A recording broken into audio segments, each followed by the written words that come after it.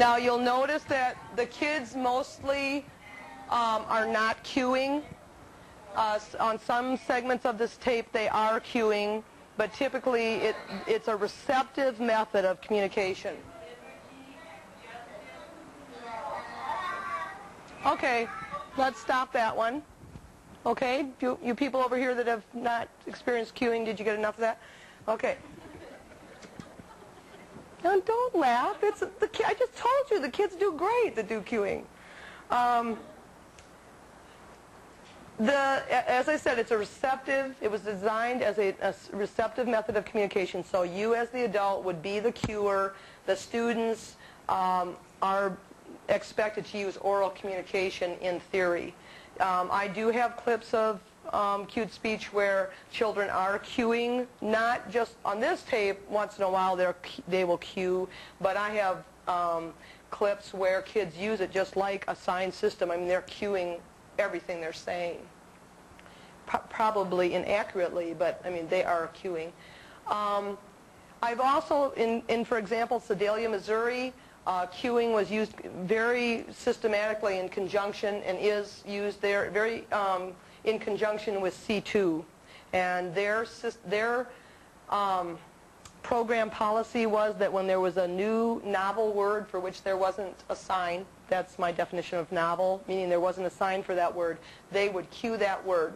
And they would cue it so that students had an understanding of how to pronounce it, and that cue then became the placeholder for that word. That program, as well as many other programs, would cue any words for which they thought the student needed or wanted an idea of how that word was pronounced. There used to be a woman that, when I lived in Illinois, that would come up to my program, and I had deaf students in my program, so I'd sign and interpret for her, and she would talk about cued speech.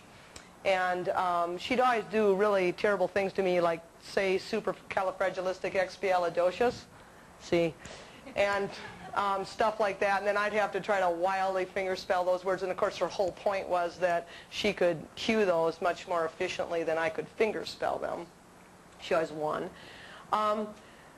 Cued speech is not widely used, but like MSS or C1 that we'll come to in a minute, I think as professionals we have a responsibility to look at each of these languages or systems, and whether we personally know how to use them or not, advocate for them to be tried with students that we think might benefit from them. In the case of cued speech, it's often publicized that it's easy to learn. I was a cued speech dropout. I went to several workshops and never quite got it down. Of course, my mother's been on me for 47 years to say get instead of get, and I still say get. So you can imagine how I did in my phonics class. I have a textbook that I know some of you are familiar with. It has a lime green color. It came out back there in the year 1991 when lime green was, fluorescent green was popular. And I was on sabbatical this past year to rewrite that book, and that book gave birth to a second book, so now there'll be two of those, published by Butte. And in that book, I try to give a lot of resources for lots of things.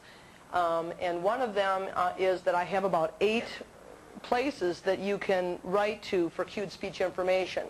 At one time, there was a cued speech office at Gallaudet University, and it was much easier to link people up who were interested in cued speech with a resource, but that office is no longer in existence, so it's gotten a little harder.